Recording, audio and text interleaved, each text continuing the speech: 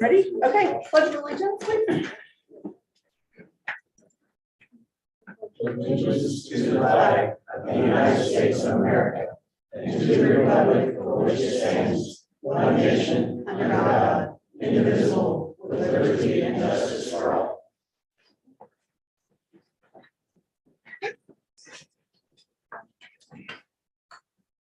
I'd like to call this evening's meeting to order. We're going to flip-flop our proclamations and our robotics presentation, just so everybody's aware. We've got two proclamations to do tonight.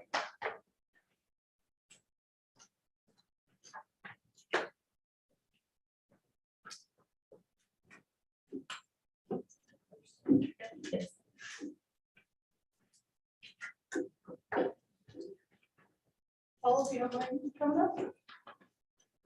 This is Paul from Miami County Medical Center. He was lucky healthcare representation here, so he's gonna get this. To the citizens of City of Paola and the residents of Miami County, Kansas, it is my duty and privilege as mayor to issue proclamations on occasions that recognize events of civic importance.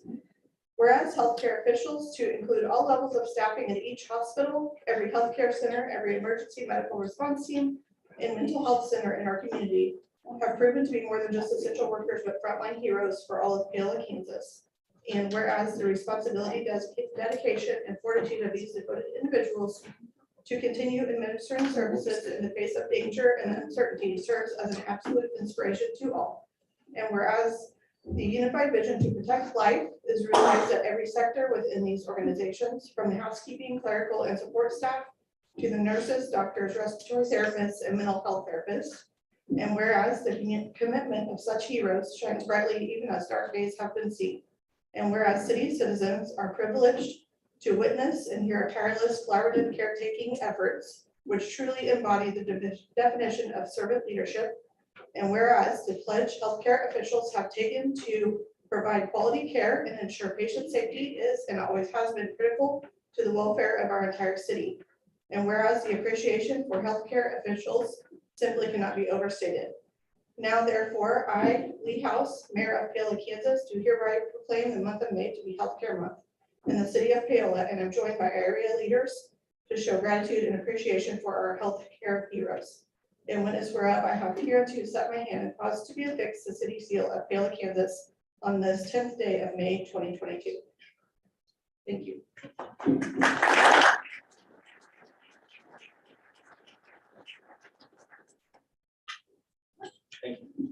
And then, this is a representative from Mark. James, that's right. Mid-America Regional Council, Mark 50 Forward Day. To the citizens of the city of Paola and the residents of Miami County, Kansas, it is my duty and privilege as mayor to issue proclamations on occasions that recognize events of civic importance. Whereas for half a century, local governments in the Kansas City region have come together through Mid-America Regional Council to partner on regional initiatives and develop innovative solutions. And whereas the region consists of 9 counties and 119 cities, which benefit from working across boundaries on a wide variety of issues and coordinating with diverse disciplines and sectors, including cities, counties, nonprofit organizations, social services, educational systems, and special districts. And whereas the region's leaders engage in informed decision-making through insightful data analysis and participate in a problem-solving forum to positively impact progress. And whereas each jurisdiction and individual has a role in creating a strong regional community and enabling everyone to come together to achieve positive change for the next 50 years. And whereas MARC is an organization that promotes regional cooperation through leadership, planning, and action, and is guided by the core values of integrity, innovation, collaboration, diversity and inclusion, excellence in performance, and service leadership. And whereas the city of Paola has participated or benefited from working across boundaries, allowing us to better serve residents of our regional work regarding public safety, transportation, environment, early learning, aging, and shared local government services. And now, therefore, be it resolved, members of the city of Paola celebrate the collaborative work that's been accomplished over the last 50 years and dedicated June 10th, 2022, the day of MARC's annual regional assembly as MARC 50 Forward Day. In recognition of the enormous progress the region will continue to make over the next 5 decades, and be it further resolved, I, the House Mayor of Paola, Kansas, do hereby proclaim June 10th, 2022 as Mark 50 Forward Day in Paola, and urge local leaders and community members to reflect on the great progress made in the past 50 years and join us in welcoming a future built upon strong regional collaboration, connections, relationships, and accomplishments. Thank you.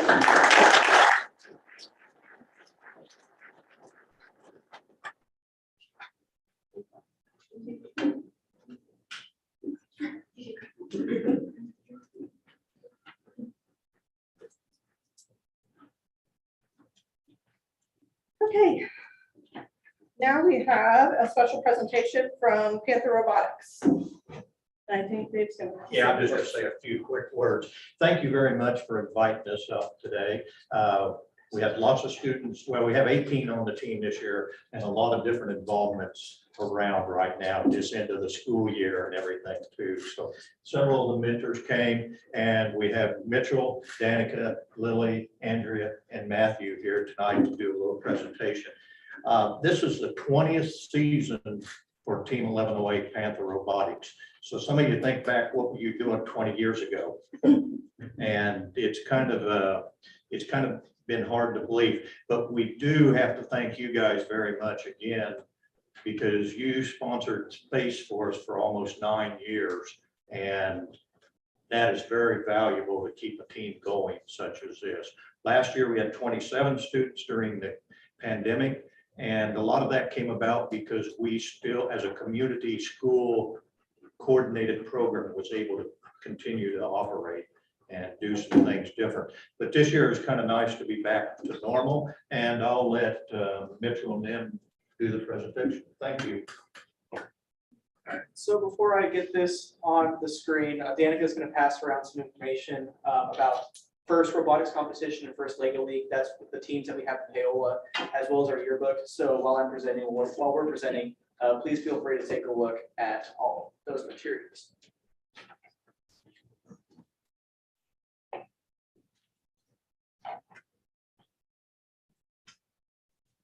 So we are first robotics competition team 1108 Panther Robotics. Dave introduced the team members, but we cannot be a team without the gracious support of our mentors. So looking in the seats, Nick Roos, Nelson Green, Bob Rencher, Mary Ure, and Dave Green. These people are with us for hours on end, all completely volunteer, so we cannot be ourselves as a team without the gracious support of our mentors. So what is FIRST? So we participate in an organization called FIRST. It is an acronym which means for inspiration and recognition of science and technology. It is the world's leading nonprofit STEM education organization. In 2020, the 2018-2019 season, there were 679,000 students who participated, and that number is growing since there are more teams. 81% of our FIRST alumni do pursue a career in STEM, and that quote is from Dean Kamen, the founder of FIRST. FIRST isn't using kids to build robots, they're using robots to build kids. That is also another quote by Dean Kamen. So moving on to the FIRST core values. So everything that FIRST does revolves around the core values: discovery, innovation, impact, teamwork, inclusion, and fun. Everything that FIRST has done over the, I don't know how long it's been around, it has been revolving around these to help build the students to be productive members of society and, make them the best person they can be while building robots and presenting like what I'm doing.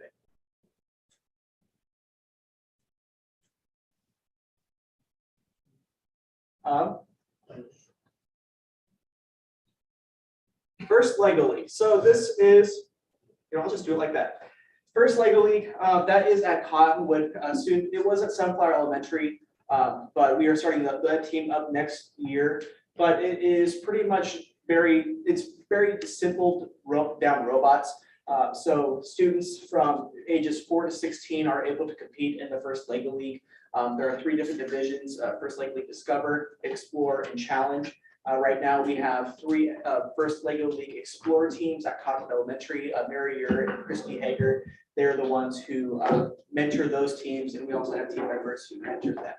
But yeah, they competed in March at the Greater Kansas City Regional. That was also a robotics competition. Too, we were not competing there. We didn't get a spot there, but they did a really good job. And if you're at the board meeting last night, they did a presentation there.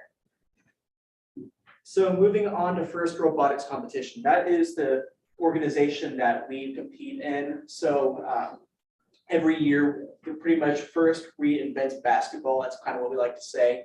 But we get a new game in January to play. And so from January to March, we get to build a robot. So this robot that you see in front of us was built in around 6 weeks, designed, built completely from scratch. So it's a lot of work, but it's a very rewarding game. So we competed in 2 competitions this year. We competed in Shawnee, Oklahoma for the Oklahoma Regional, and as well as Sedalia, Missouri for the Central Missouri Regional. At the Oklahoma Regional, we ended up in 11th place out of 43 teams, got eliminated in the quarterfinals, but we won our 7th straight Gracious Professionalism Award, which is awesome because First really revolves around the idea of gracious professionalism, which is pretty much competing your heart out, competing to all you can, but also being sportsmanlike and helping other teams. So we are very proud to have won this award 7 years in a row. So who is Team 1108? So I kind of mentioned what we did at the regionals, but first of all, we built robots. So the robot on the right, that is Orbity. He competed in 2019. I'm not sure, I wasn't on the team, so I'm not exactly sure how he did. But the robot in the middle, that is a very early, that's the robot that we took to Oklahoma. We made a lot of modifications, but this is SAM. It's an acronym for Simply Awesome Machine. He was simply awesome. I mean, he took us to semifinals for the first time since 2018 at the Sedalia Regional. We ended up in 8th place out of 24 teams. So we were very fortunate to have built a really good robot.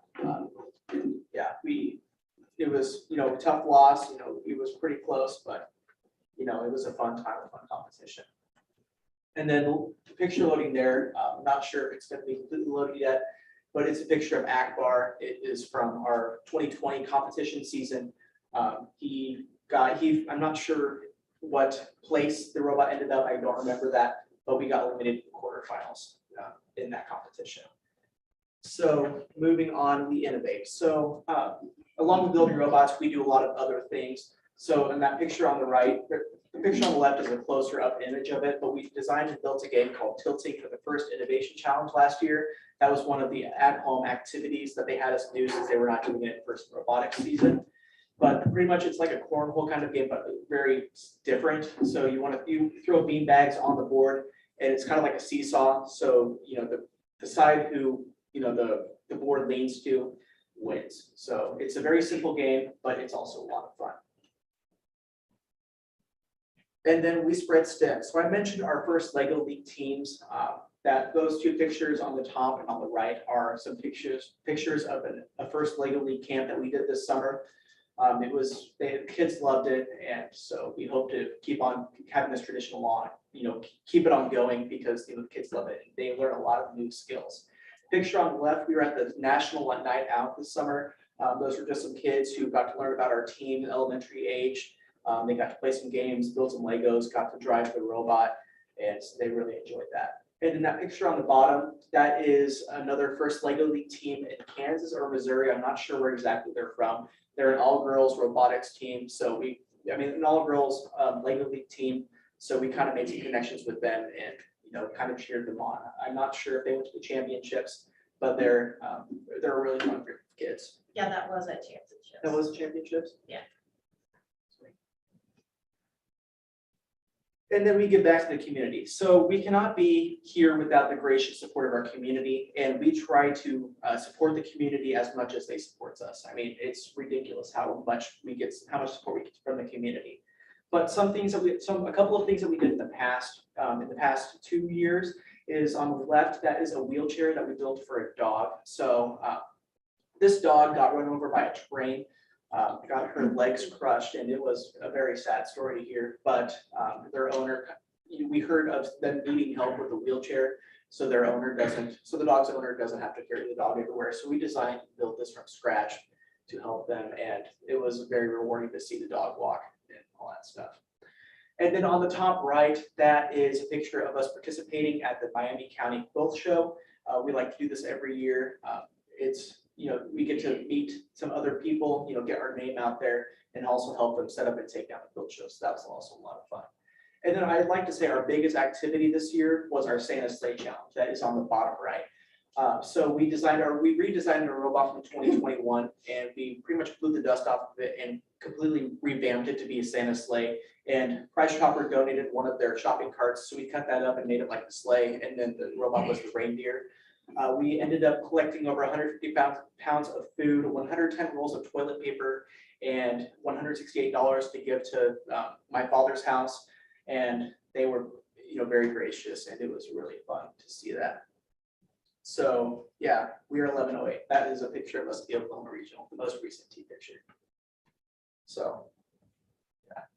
Any questions about us? Busy. Yeah. Do you guys want to explain the robot a little bit?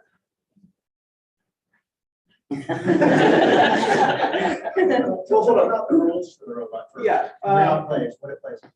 Yeah, so here, let me connect to the robot first, and then we can do a little bit of that. Does somebody, while you're doing that, somebody talk about it? Yeah. Tell them Okay, how big the so field is and how heavy the robot is. I don't know the exact numbers for the weight and the. So the robot is 120 pounds with bumpers. What he says. Yeah, Okay, so basically we have our intake right here. It will fall down and collect all the balls to come into this area right here. It rolls into the shooter spot. It will then activate with the pressure plate underneath it it basically has wheels right here. They spin, it brings the ball up. The pressure plate will help shoot it out into the goal. There are two goals. There's the lower hub and the upper hub. And lower hub is 2 points. the lower hub is autonomous. In the first 15 seconds, Yeah. points are doubled. So the lower hub, if you score a ball in there, you get 2 points. Yeah. And here is the game piece that we get to shoot in the basket. It's like a tennis ball. Yeah, it's like an It's oversized like a ball. tennis ball. So, It's yeah. a dog toy. Basically, the robot drives around, got your intake shooting, and then towards the end, The last 30 seconds, 30 but seconds. that's kind of the guided time, but you can pretty much go and climb whenever you want. So there's a climbing bar, it has 4 different bars, and each bar goes up, I don't know how much, but there's like a bar, then it goes up, and it just keeps going constantly up. So basically, our robot will go over to the bar, and it will press down on these hooks, and then latch on to the bar right underneath here. As it's holding onto this bar, this hook will extend upwards, and it will also tilt out so it can like grab on to this next bar and help pull it up. And these hooks will once again go down and hook onto the bar.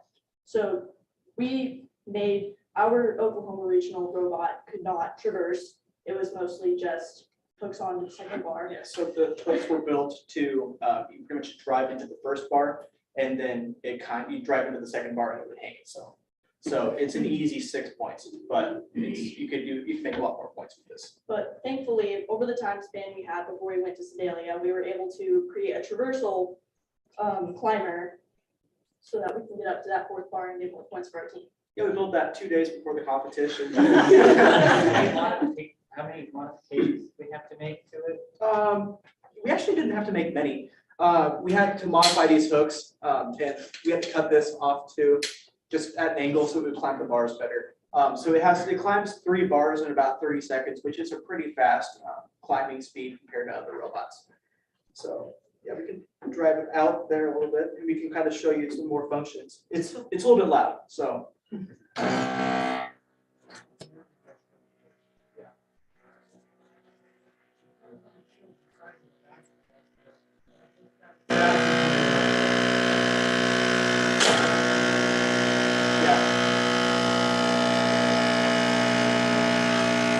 So you can see that little roller running.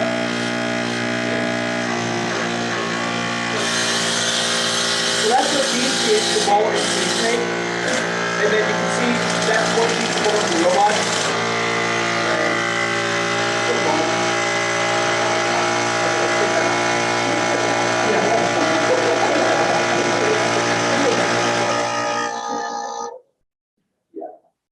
to shoot it into the ceiling. We appreciate that. I was looking at the projector.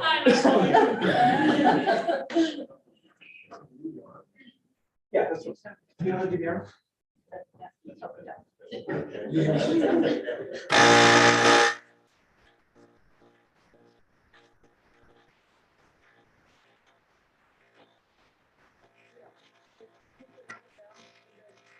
Cylinder, it's compressed now. With the pneumatic cylinder, you can push that hook out so we can reach out to the other bar and then grab it. So it's pretty nifty. Yeah. Why? And then the start, I think it's starters. Oh, yeah.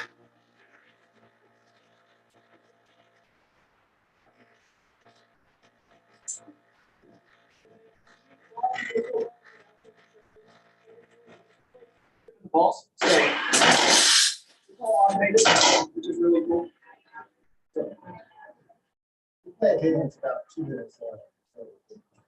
So how much time do you have to actually design the robot before the first competition?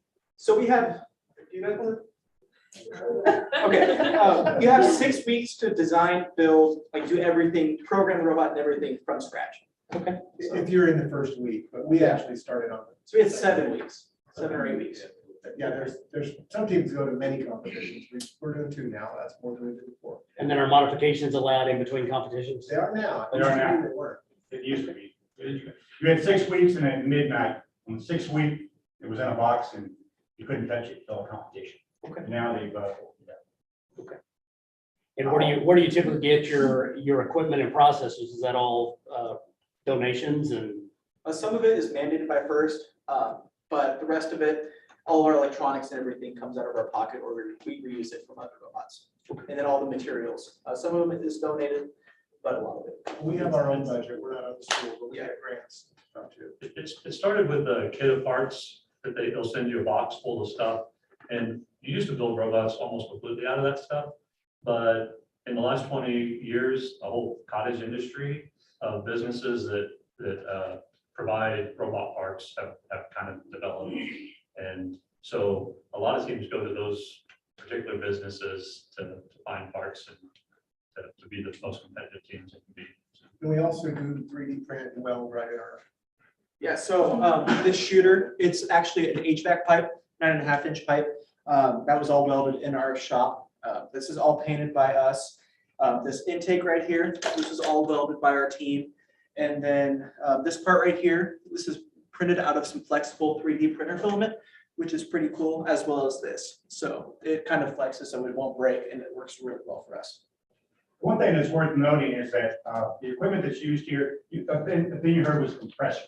So it's pneumatic. That's one of the things, you don't have to use pneumatics, but you can, which is air pressure with all of the devices.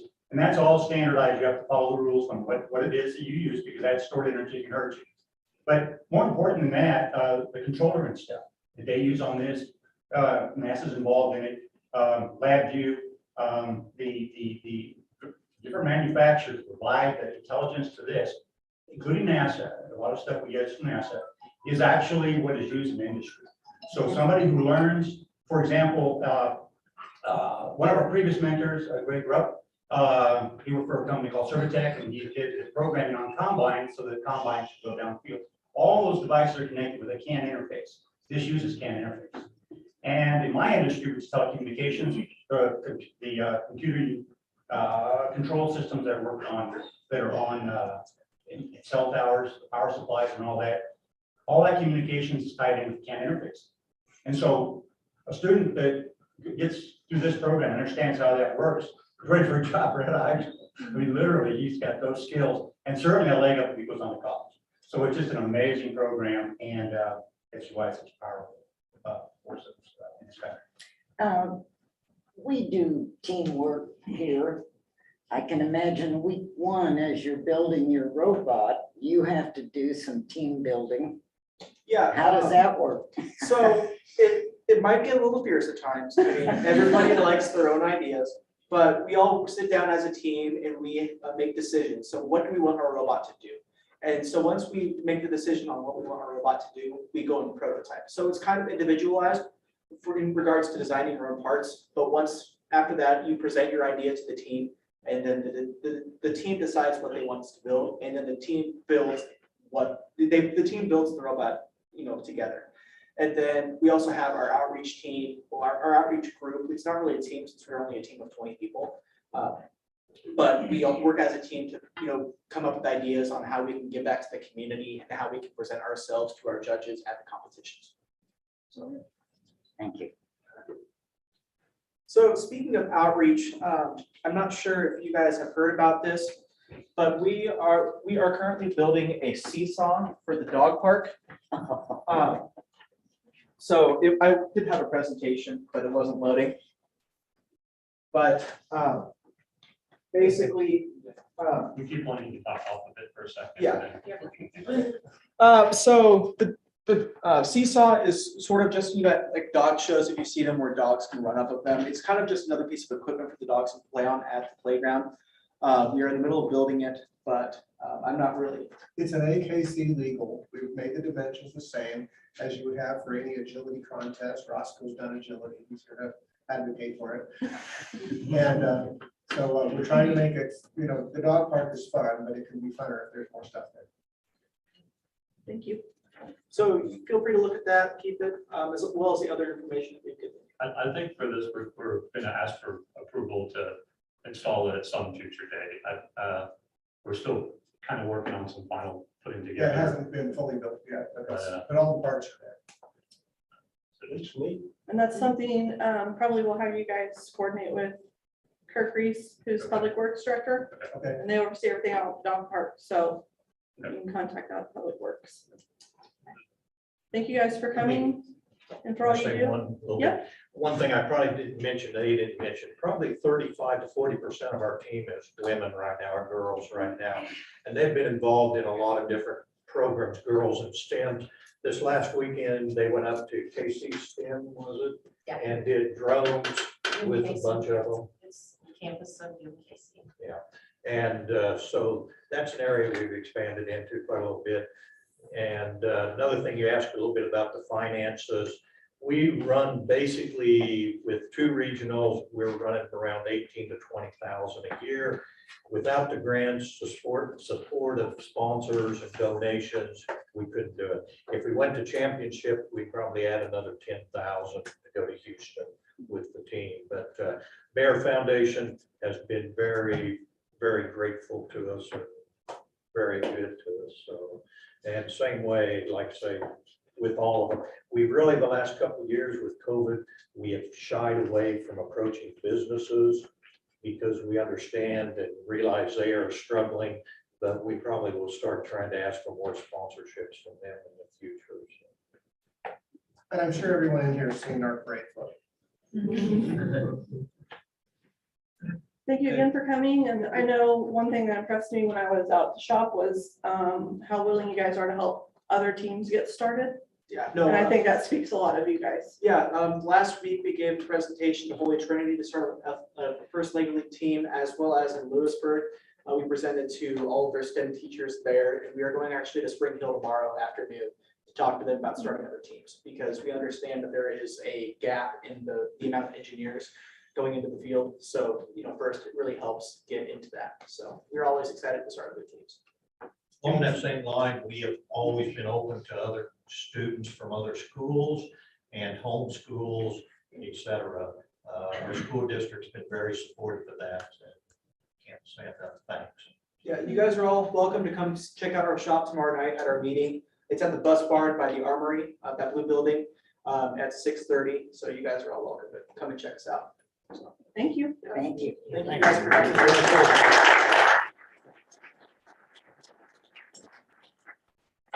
you very much.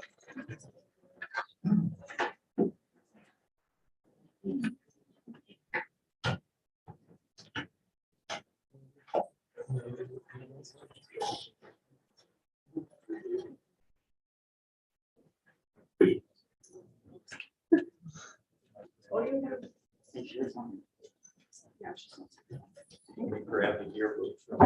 Oh, yes. Thank you. You're welcome. All right, moving on to the consent agenda.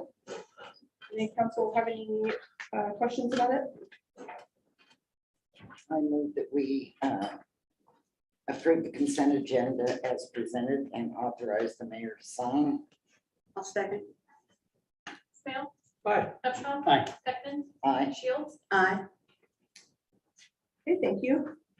Do we have anybody that wants to address the council on anything not on the agenda?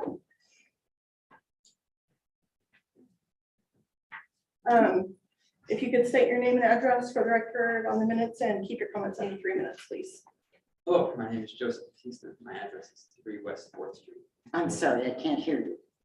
My name is Joseph Batista. My address is 3 West 4th Street. You can turn that. The button's not. Oh, turn it off, sorry. There you go. All right. First, I would like to thank the mayor and the council members for hearing me this evening. On April 19th, I received a letter stating I was in violation of Chapter 210 nuisances, Section 3.210, accessory uses residential. Section 3, and that is as follows. Storage of boats, recreational vehicles, or trucks, no boats, recreational vehicles, RVs, trailers with cars, or other vehicles or commercial trucks shall be stored in the driveway or in front of the house. Such vehicles shall only be permitted in rear yards, provided they meet the setback requirements for a storage shed. No vehicle greater than 30 feet shall be permitted on lots less than 2 acres. Boats or RVs up to 45 feet shall be permitted on lots greater than 2 acres. I called to get more information on this subject and spoke with Mitch. We discussed my objections while also speaking with Jessica and Randy on the matter. Mitch determined he was not in a position to make a decision beyond what is stated in the code, and that I would need to discuss my grievances with the judge or city council. I'm here tonight to do that. The issue stems from my former Air Force ambulance bus parked in my driveway since 2008. My lot is not 2 acres, and my bus is over the 30 feet in length. It is 35 feet. In 2009, the city sent a similar notice to me. After discussing the matter with a former code official, it was determined I was not in any violation. Unfortunately, there's not a record of this in my file with the city, and I didn't have the foresight to save this information, as I had no idea that I would be put in a sort of double jeopardy on this issue 13 years later. I'm here to propose one of 2 options to this issue, and I will give more reasonings right after. 1, I feel this section should be repealed as it is arbitrary and irrational. And 2, if the above is not adopted, then I request to be grandfathered on this specific vehicle. On June 8th, 2021, the City Council passed Ordinance 3174, repealing all general ordinances with few exceptions. Section 5, accrued rights and liabilities states, shall not affect any rights acquired previously. This brings up several issues. As I previously stated, I'd already acquired the right to keep said vehicle in my driveway by former city officials. 2, the laws have changed since the vehicle was parked there in 2008. Therefore, attempting retroactive legislation, which brings up the ex post facto clause in Article 1, Section 9, Clause 3 of the U.S. Constitution, no ex post facto law shall be passed, and also bans bills of attainder. There is a general presumption against retroactivity and is considered bad practice in the best of cases, while only being upheld by the Supreme Court in limited circumstances. The statute also appears to run in conflict with the Fifth Amendment's taking clause and due process clause. The statute in question is a solution looking for a problem. The things outlined here have never been an issue in our town to any extent, nor would repealing this borderline questionable section cause any problems not currently available via other means.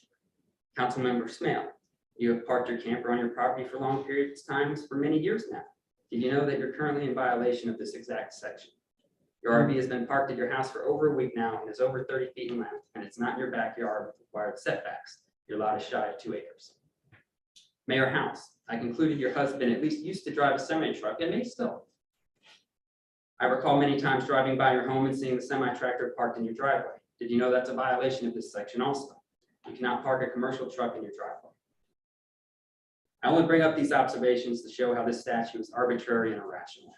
While there may be a small amount of people that seem to take collecting things a bit too far in our town, why can we not own and store a boat, an RV, a semi-tractor, or other personal property at our residences? This goes in the face of all our rights to life, liberty, and the pursuit of happiness. For the record, all my vehicles are tagged, insured, and operable. The bus specifically has been a landmark in our town and was even featured in the Miami County Republic.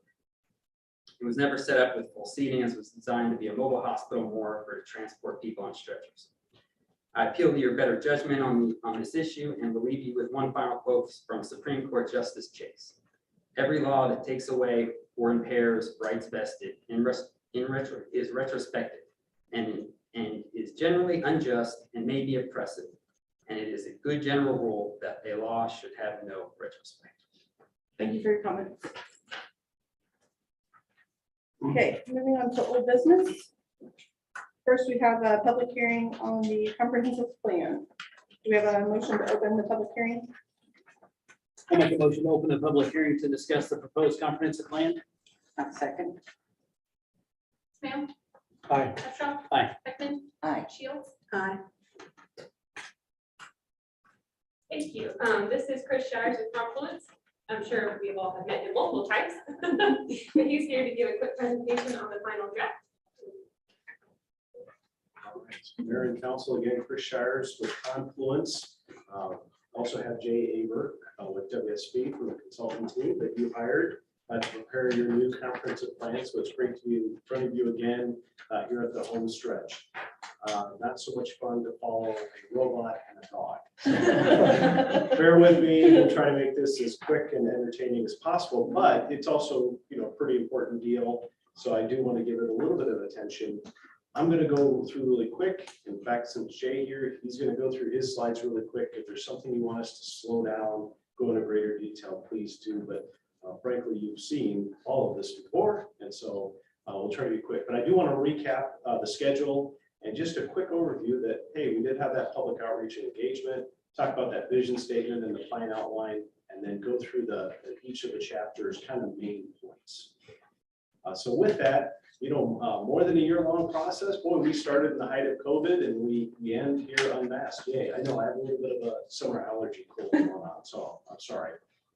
Test negative though. But here we are at the very home stretch of our 4-step process. And then early on, we sent out an interactive online engagement website that's been up through the whole process, getting us input, and in fact, even allowing people to review a draft of the plan and provide comments. We had that initial public workshop back in June 2021, Rotary Club meeting, a couple of farmers markets, and a public open house just a couple months ago here. And then last month, we had our planning commission public hearing. Unanimously recommend approval and adoption of the comprehensive plan. We did create a vision statement tied to this, something very specific to Paola. I do like how this is kind of ended. So I think this is something to be loud and proud about. And of course, then the plan itself has our guiding principles, which really relate back to the 7 chapters that we developed for this. And so in draft chapter 1, housing and neighborhoods, we have our guiding principle related back to that. And this is about infill and priority development, hotspots for rehab, expanding our housing options, considering those accessory dwelling units, increase in the needed single-family subdivisions, and upper story rehabilitation for, say, downtown. And then there's a series of goals, and I'm just going to hit the highlights and not hit the specific action steps or recommendations. But goal 1, we want to preserve our great existing housing stock. So housing is one of the #1 fundamental components of this comprehensive plan, along with its future land use chapter. Expand housing options. We have single family at various scales, but we need more and at different price points, as well as sometimes we call that missing middle housing, that maybe owner occupied townhome or that rental apartment unit. Improve accessibility and affordability of housing. And I'm told you not to go quick, so just stop me if you want me to go back over something. So economic development, another important chapter. And this is about preserving our existing retail corridors, yet looking to the future for those next business parks, those next development areas that can help support the community and support our tax base and create new jobs. Attract growth in Paola. Retain our existing businesses that are very valuable to the community, of course. And then under parks and recreation, another very important chapter, because that's all about quality of life. And that's very important to your community, as you know, and you're making investments immediately related to that. And so trail connections, sidewalk connections, green infrastructure park expansion. We did a walk time analysis to show where our existing parks are from our neighborhoods, how far people have to walk, and there's some guidance in the plan moving forward as we develop new subdivisions, including future park areas where we need new neighborhood parks to support residential growth in the community.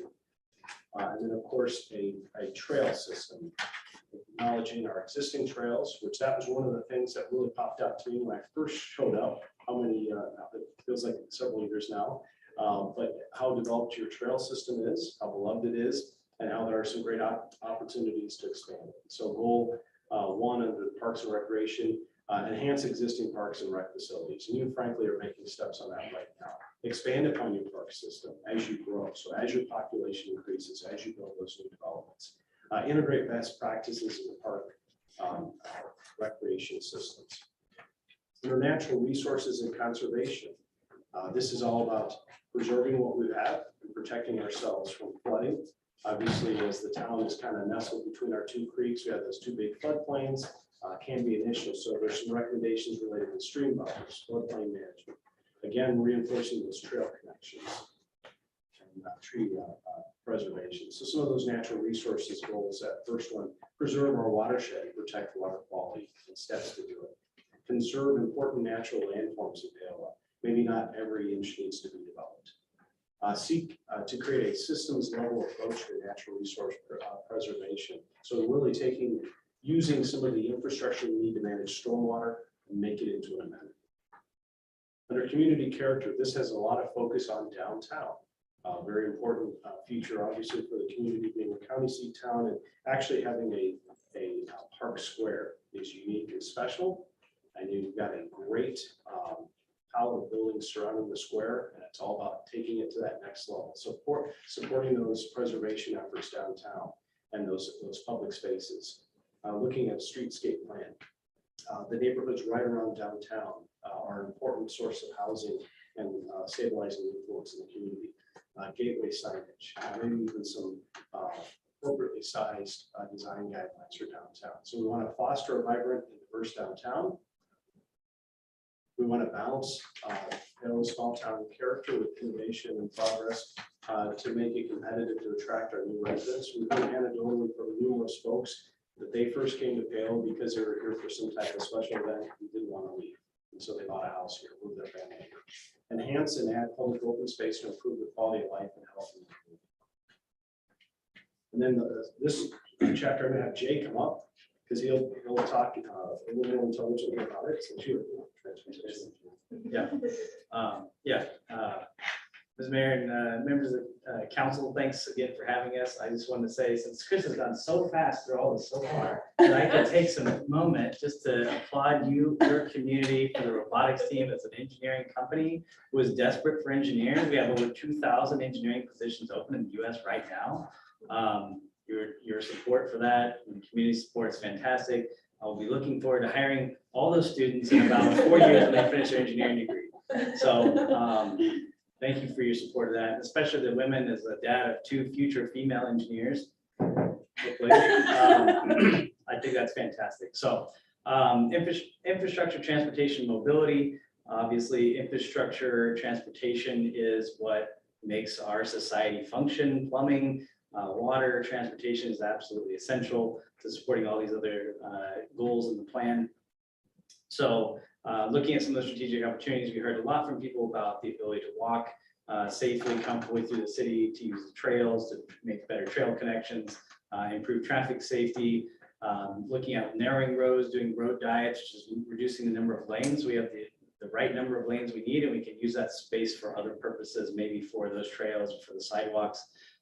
Focusing on the transportation and infrastructure in downtown square. How can we use these facilities to support that economic growth that Chris talked about? Asset management infrastructure is incredibly expensive. I'm sure as Kurt can attest to. And so making sure that all the money we're spending is going as far as possible. Focusing on technology, especially rural broadband, and looking at how we can expand our infrastructure to support growth of the community. So goal 6.1, create a safe and convenient multimodal transportation network. This is for all users, making sure it's remains easy to drive and park in the city, but also that it becomes easier and easier to walk and bike and access transit. Looking at micro transit or flex transit service. And we also have recommendations in there about the future roadway classification grid and current roads. Goal 6.2 is encourage economic development and growth with smart infrastructure investments. So looking at how we can leverage these infrastructure investments to drive economic growth, whether that's infill growth, revitalization of the square downtown, or expansion into greenfields for new housing or other uses. And also expanding broadband access. There's a lot of funding from the bipartisan infrastructure law related to rural broadband, which could be very valuable to the community. And looking at how we can generally leverage our investment infrastructure to drive economic growth. And goal 6.3, maximize the impact of infrastructure investment. Again, it's very expensive. Money is always limited for these types of infrastructure investments. So making sure we're making those very smart infrastructure decisions. Unless you have a really tough question for Jay. So getting close here to the end, I want to dive a little bit into that future land use, that land use chapter. One of the most important components of the comprehensive plan. Your comprehensive plan is your basis for zoning decisions. So when you're making a rezoning request or considering a rezoning request or approving some type of a development application, how does it comply or is it consistent with the comprehensive plan? We did give a little bit of special instruction to your planning commission, since they're the ones that do that heavy initial lift for you. So when we look at the existing community, very typical and not unusual at all, especially for a county seat community such as yourselves, that you have a lot of open space, some of which is floodplain, some of it's just natural open space. But then in yellow, that low density residential, typically single family homes, that's your kind of biggest developed land use. Very typical. And then with a little more, townhome in that medium density, orange, brown, I think high density residential, say apartments. Also as a county seat, not unusual to have in that light blue, a lot of public and semi-publicly owned land owned by the city, the school district, or the county. And then in red, that valuable commercial land, in gray, that light industrial land. And just a little bit of land that maybe is more pure, just office type use. And so we kind of see that trail off of the land use percentages. And this is important as we build a future land use plan to be consistent with the makeup of the community. And then in certain categories, do we try to have a little more land use in a certain category to meet a certain demand. With that, we did growth projections. Your community has been growing and is likely to continue to grow. Obviously, there's been some different growth within the school district. They would like to see, obviously, student population growth. And that's a little bit has to do with the aging of our households, and our household size is declining. With that, when you look at your kind of an average, high, average, and low population projection to the year 2050, what does that turn into new housing units needed? And it's a lot. And we see this as natural demand, especially as the Kansas City metro is growing south. You're going to continue to see that growth pressure and demand for housing. And so those key considerations as we developed your future land use plan with you was that residential growth. Again, housing, big component of this comprehensive plan, protection of your natural features, being connected, preserving that small town charm of community, downtown, and your neighborhoods. We developed a planning boundary. And so this planning boundary, we do go way outside the city limits. And so on this map, north is up, the current city limits are outlined in red, and then that big black boundary outside of that is what we come up with as a planning boundary. Now, this is not to say that the city is going to, by the year 2050, annex everything with this in this boundary. Frankly, no, you're not likely at all. Obviously, annexation is a two-way street. The city has to first also want to annex it, as well as the property owner wants to be annexed by the city. And there's a lot of factors involved, but we want to make sure we're planning for the future so that as you are either developing within town or looking to annex a property that's being requested by a property owner, what's the appropriate development? And so with that, we have our future land use map.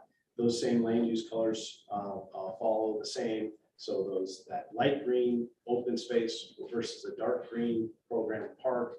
Those yellows, we have that estate residential. Think of that as your rural residential, typically not with city services. But then the darker yellow, that's a typical traditional single family home. And so you see we're keeping that same kind of predominant land use being single family.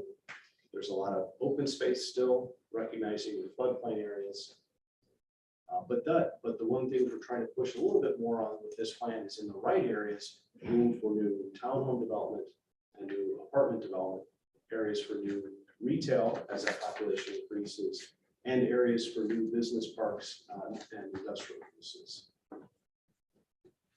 So I kind of zoom in on the north side, zoom in on the south side in case someone wants me to go back and look at anything.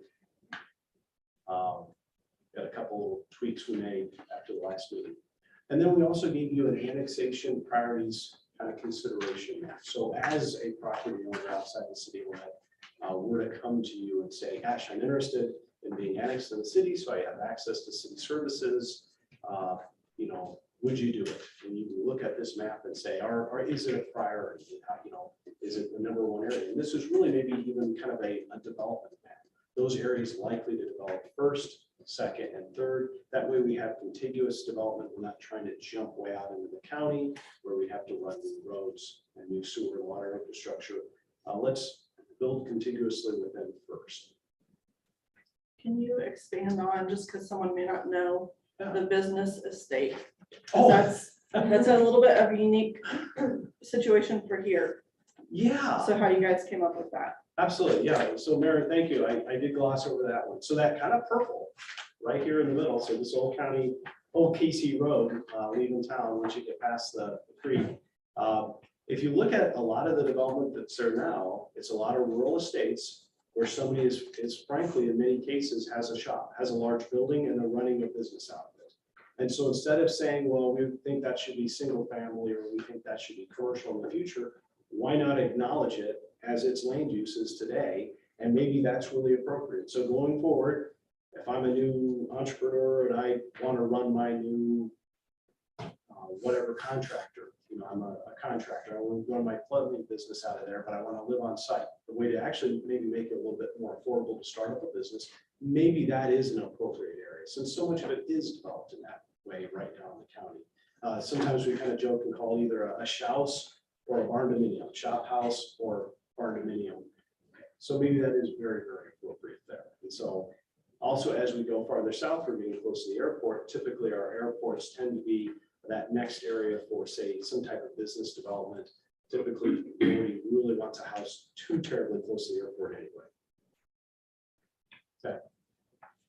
Good point.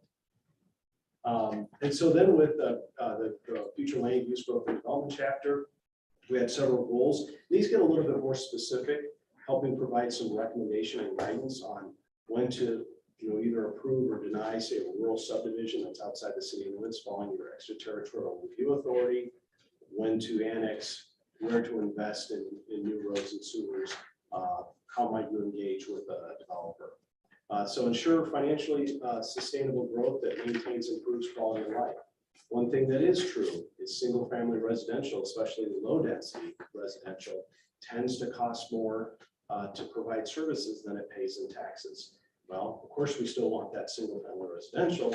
We need to offset it with some higher value maintenances as well. Goal 7.2, promote the use of best practices for zoning and subdivision regulations. And this is all about making sure in some cases the development pays its fair share of that road infrastructure and extends roads through. Not every street can be a cul-de-sac. You need that through road system. Oh, there we go. And that was it. I just clicked it off. So I think that was pretty quick, but if there's anything you guys want us to go into greater detail, if you have a super tough question for Jay, I really appreciate it.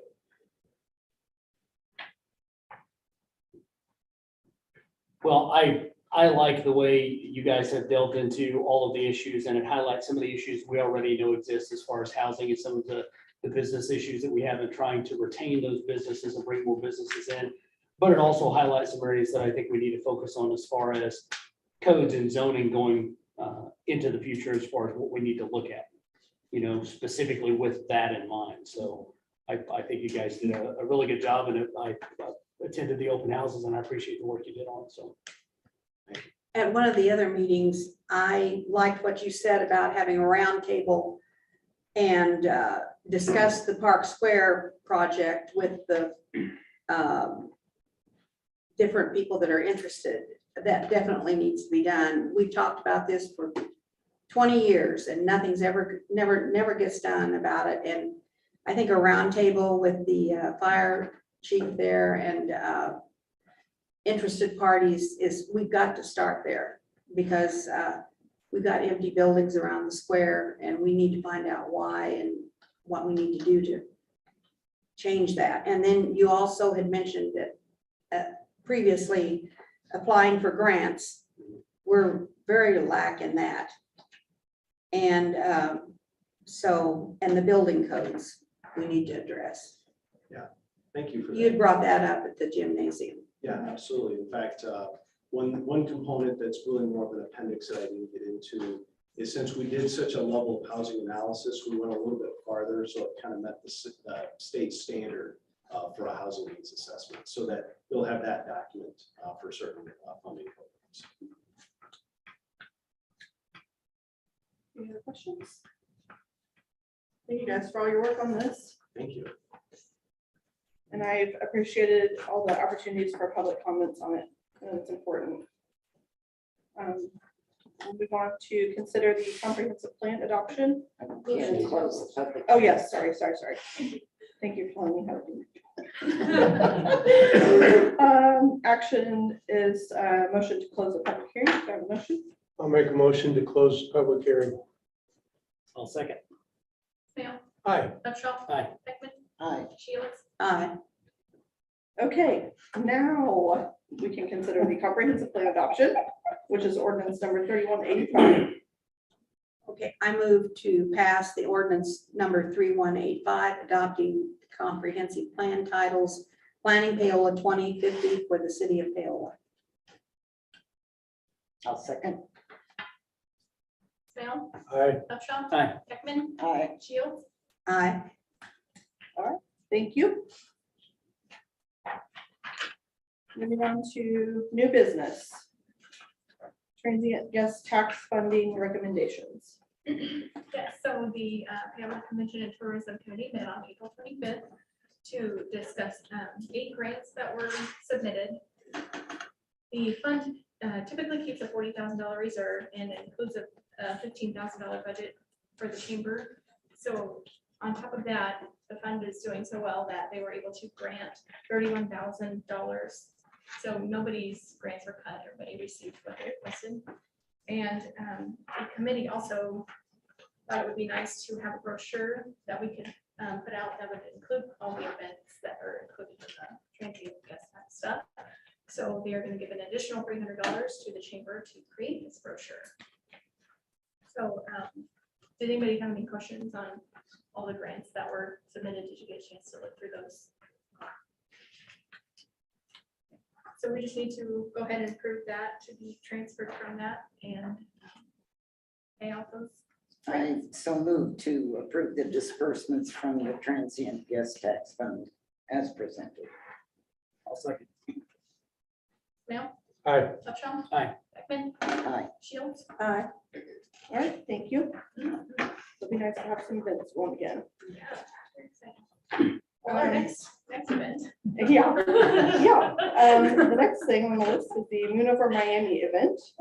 Speaking of events. So they have asked to have their event again. So they did last year out in Park Square. They want to block off the entire square and be able to serve alcohol. And in order for them to do that, the council has to pass a resolution setting a temporary entertainment district. The resolution has been prepared. Do you have any questions on that? It'll be 6 p.m. to 10 p.m. on June 10th. It's a private event, so you have to buy tickets. When you say block off the square, it's just Park Square, correct? Not street closure? Not just, It's yeah, just, yeah, Just, street, yeah, street. yeah. I'll make sure people think we're not block off. No. Streets aren't closed, well, just that one, yeah.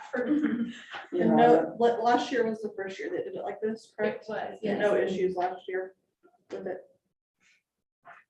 Your Honor, I move to approve resolution 2022-005, allowing alcohol consumption on Paola Park Square on June 10th, 2022, during the hours of 6 p.m. to 10 p.m. I second it. Sam. Aye. Upshaw. Aye. Beckman. Aye. Shields. Aye. Thank you. Utilities policies update. So as we discussed at the work study, there has been an issue with people cutting locks off of their meters when for shut-off day, and we've only charged $50. And that doesn't really cover the lock and the cost of someone going out to do it, plus they don't let us know. So after a discussion, $250 is being proposed as the charge for cutting out the lock.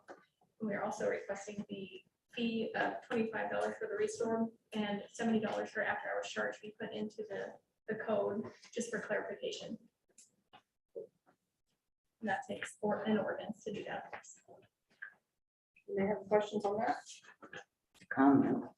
I think when we have our citizens cutting off our own locks so they can get their utilities back on, I think it's very appropriate to fine them for that. And we're okay with the $25 charge and $70 charge after hours as far as recuperating our costs. Yes.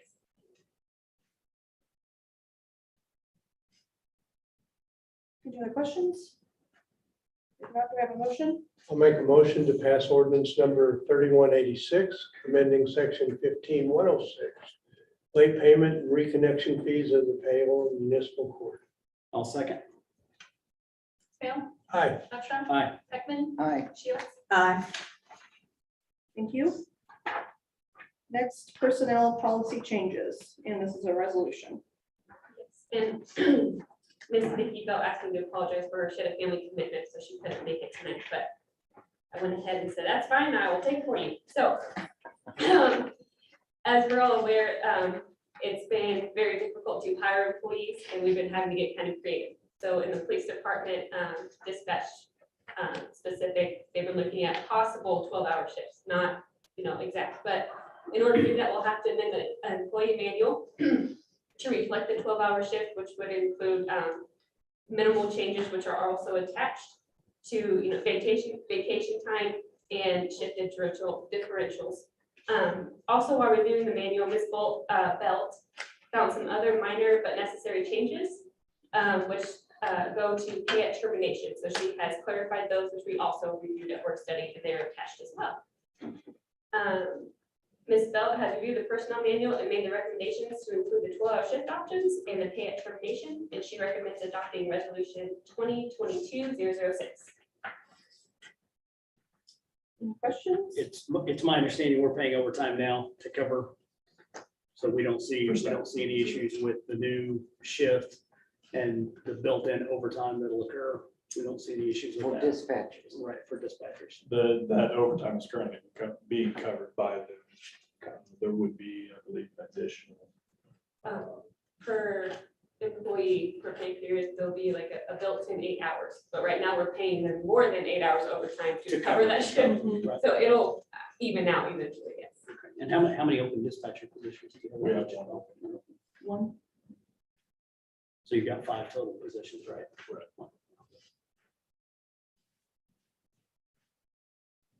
And you think this will, Hopefully we'll This get will some help. flexibility. I think flexibility will certainly help. Any other questions? If not, do I have a motion? I'll make a motion to adopt resolution 2022-006, amending the personnel manual effective May 11th, 2022. I'll second it. Sam.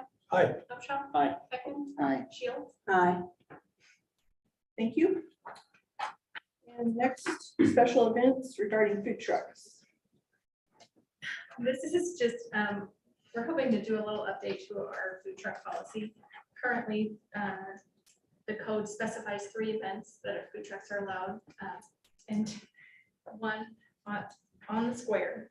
So if we were to change the code to say, as approved by the city manager at these events, we could allow them at the fireworks display at the lake.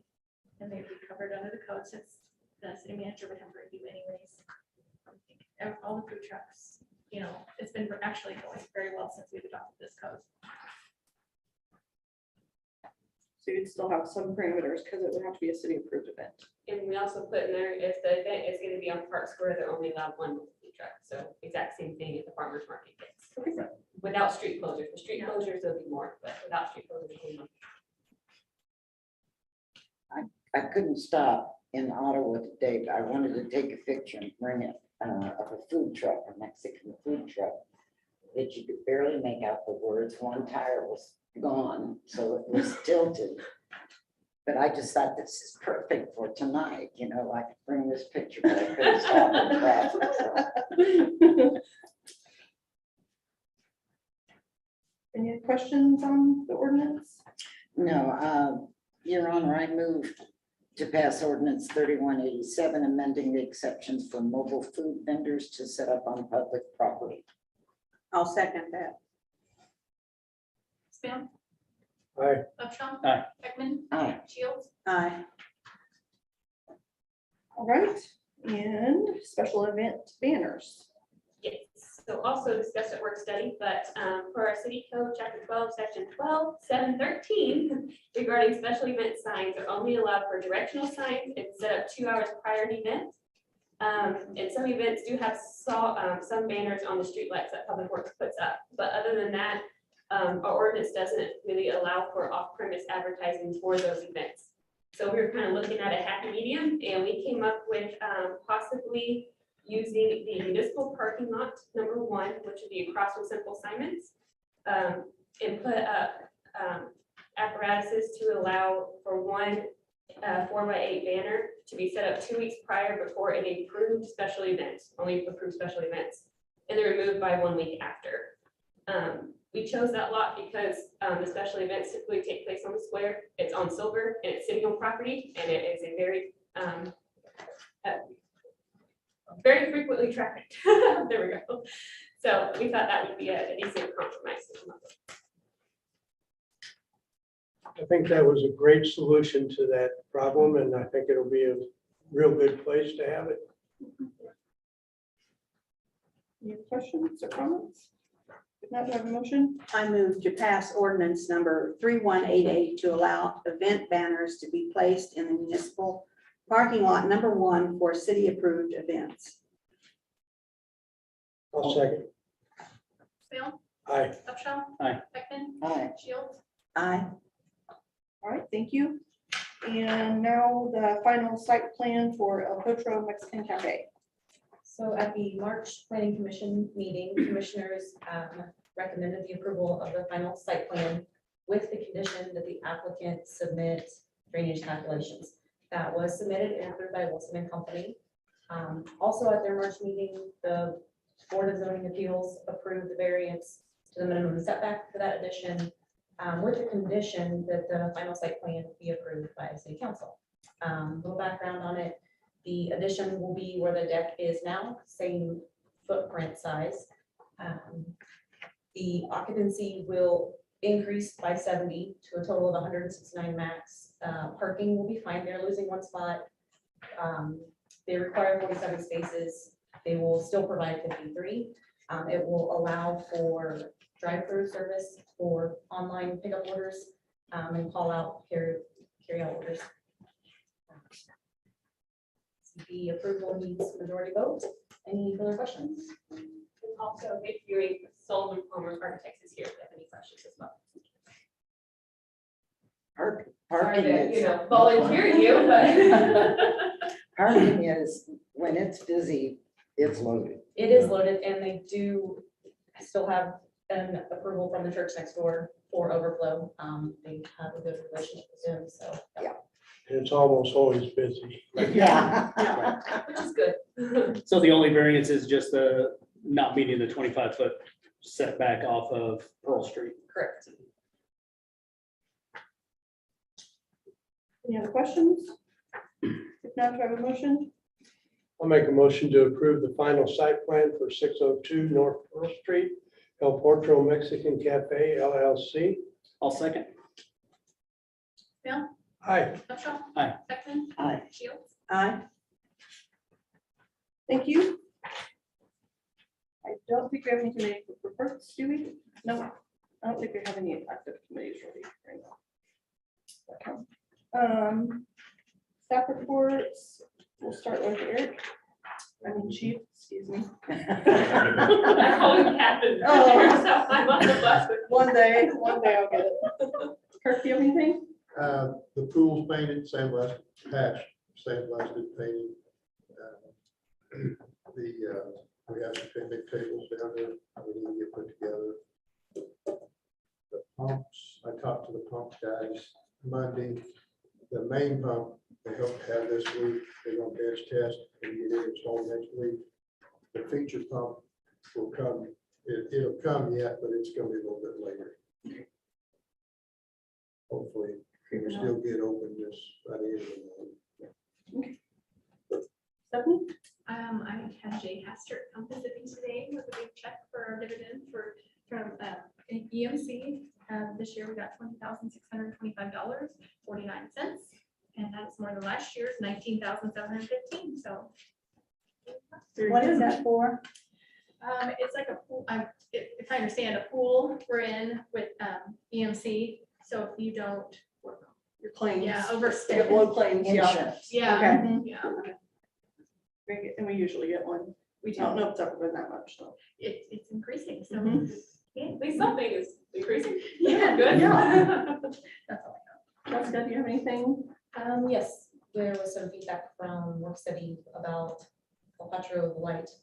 Keith has made contact with them twice now. I did follow with a letter today, hopefully get that taken care of. So we can hopefully get that taken care of. Thank you. Randy? I do not have any at this moment. All right. Dave, do you have anything? Just a question, do we have enough lifeguards for We do. opening this? We Good. had more than the last 2 years returning this year, so we're all full. Good. Yeah, I'm excited for that payroll.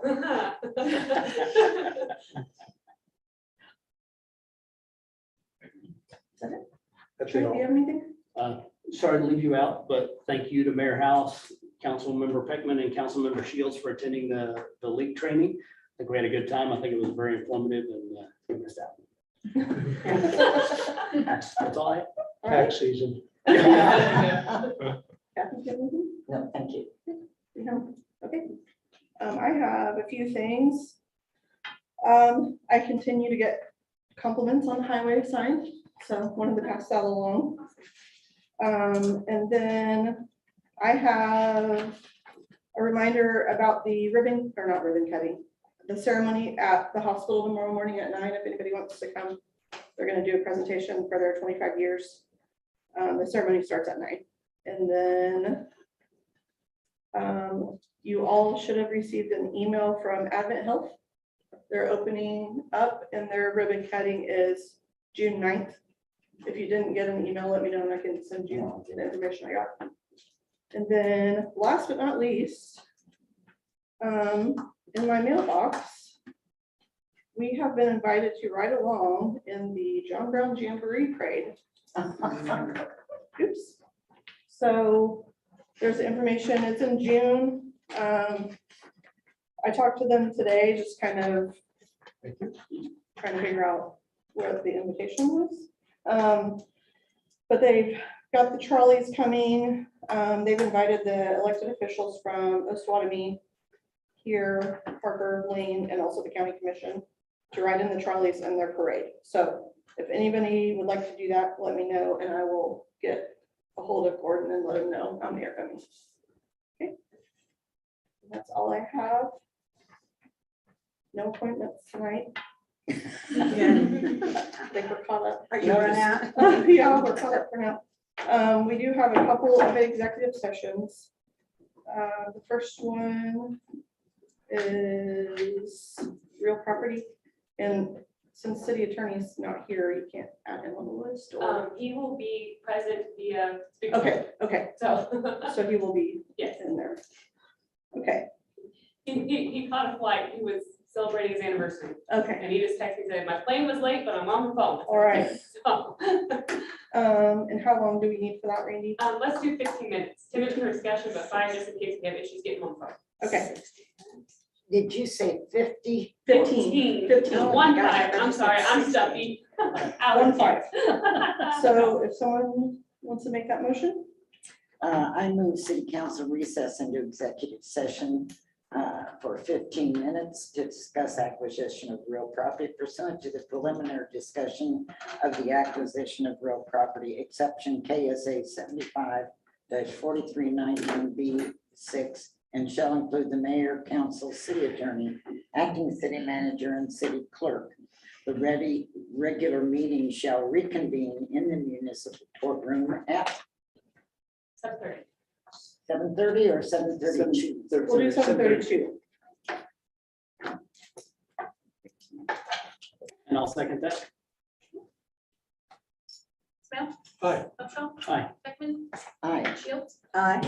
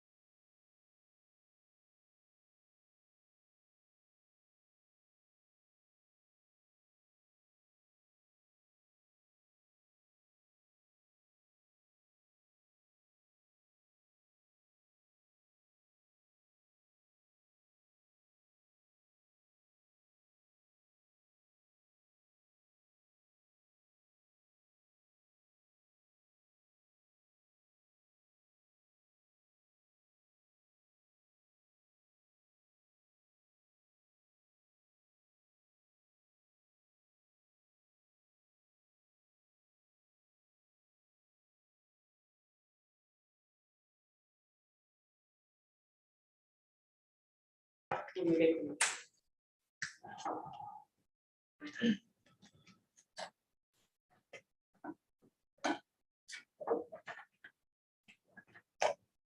Worked, thank you. Hey, that's good. Well, he did answer the first time. I was like, oh no. Kind of embarrassed, but it all worked out. Still on there? No, he's actually just pulling up the highway, so he's running in and gonna join the next one in a second.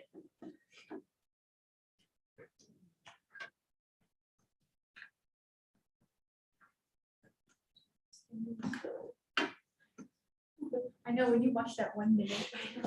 There we go. Okay, we're good.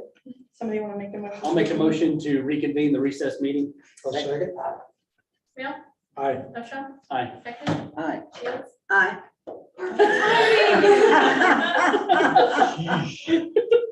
You can turn your name back up. Was I still on the phone? Okay. Okay, so now we have a second executive session for 30 minutes. 30 minutes.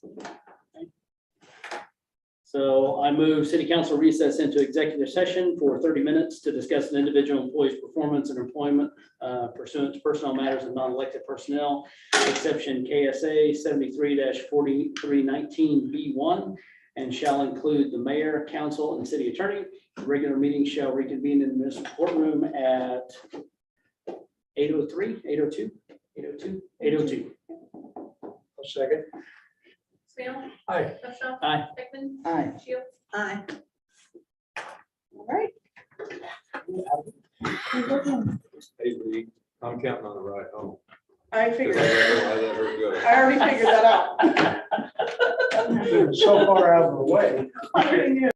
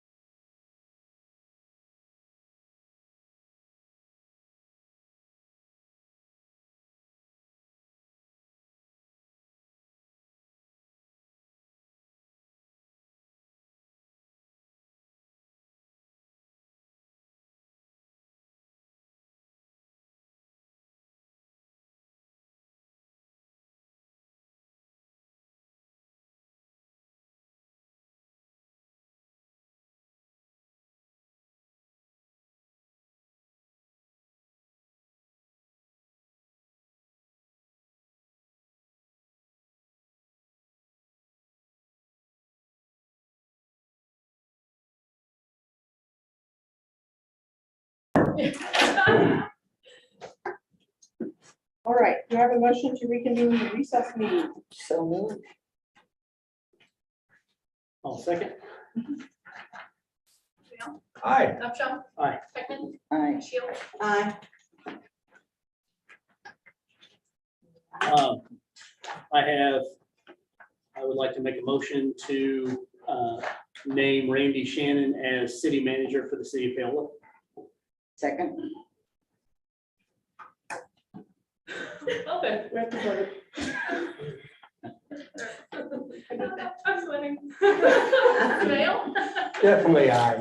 Upshaw. Aye. Beckman. Aye. Shields. Aye. I came all the way home for that. Thank you. Yeah. You need to ride home now? He does. Do we have a motion to adjourn? So moved. Seconded. Smale. Aye. Upshaw. Aye. Beckman. Aye. Shields. Aye. Meeting adjourned. Peter.